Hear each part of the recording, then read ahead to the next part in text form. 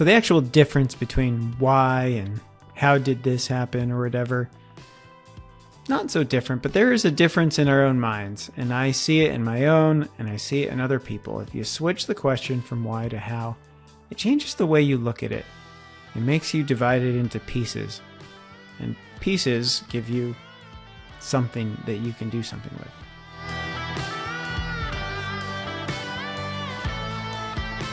Do you ever think, why does everything happen to me like this?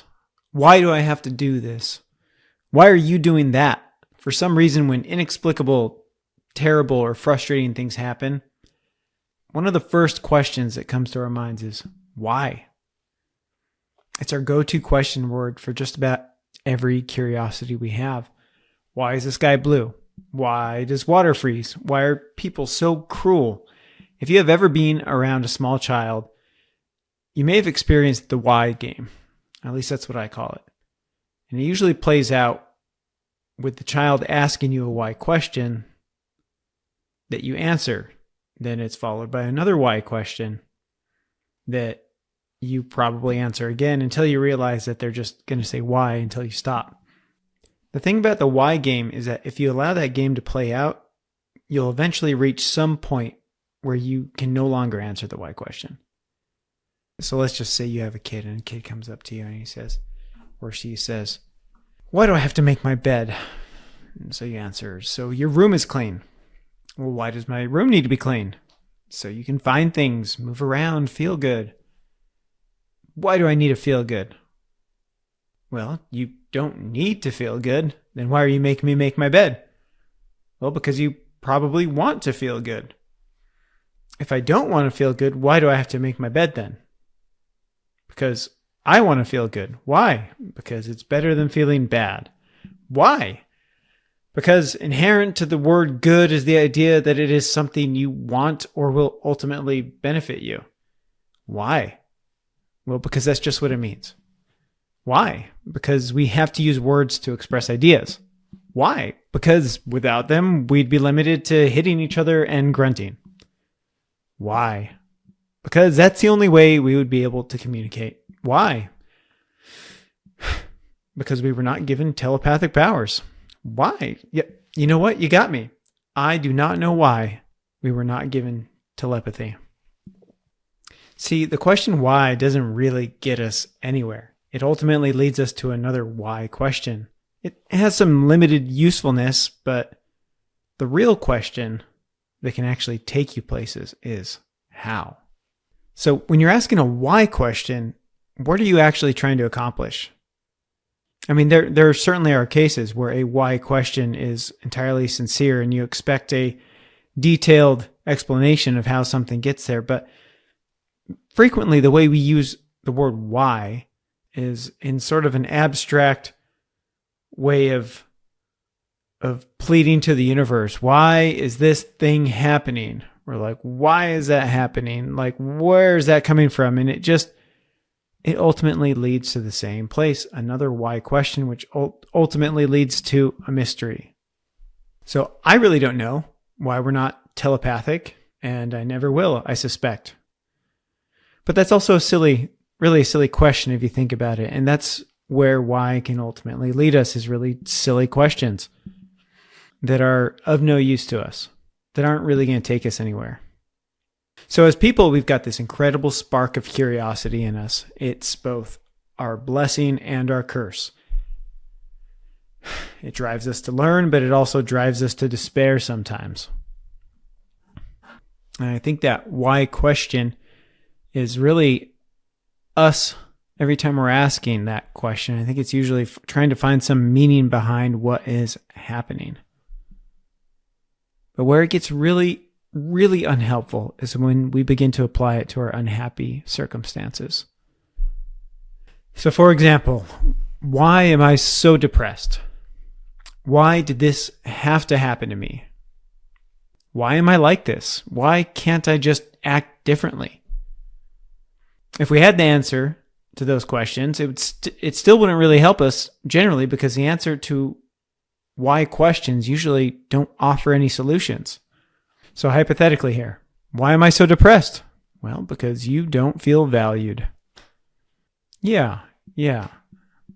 Okay, end of story. You're still depressed. Why did this have to happen to me? Well, it didn't. It was chance, or maybe it was because of someone else's choices.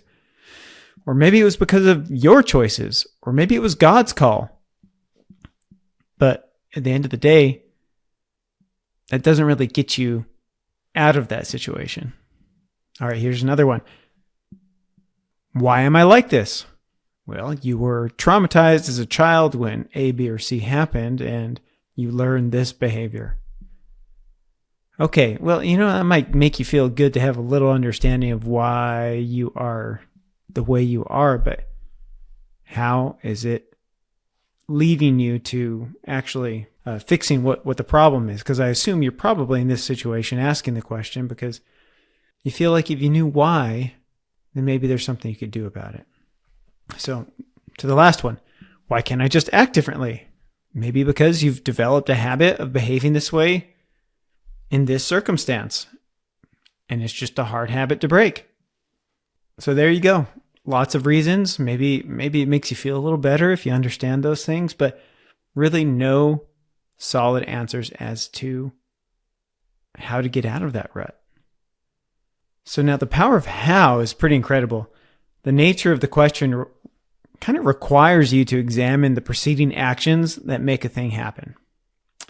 It's almost like it forces you to review the play-by-play review, and you end up with a different answer altogether in most cases. So I'm going to ask those same questions, but I'm going to just kind of sub out why for how. So, how did I get so depressed? Well, you lost self-esteem from that last relationship because when your ex did A, B, and C, it challenged your understanding of yourself, and now you're not sure who you are or if you are even lovable. A little more detailed, a little more usable information. How did this happen to me? Well, you chose to go grocery shopping during rush hour, and so you got caught in traffic. Or you went someplace where A, B, or C could happen. Maybe you were not aware of those things before now, but now you are. How did I get like this? Well, you chose not to do or to do several things when you were younger, which cascaded into the habits that you currently have. And then last, how could I act differently in the future? You can start by changing habit A and then move on to habit B. And when you're comfortable, you can move on to habit C.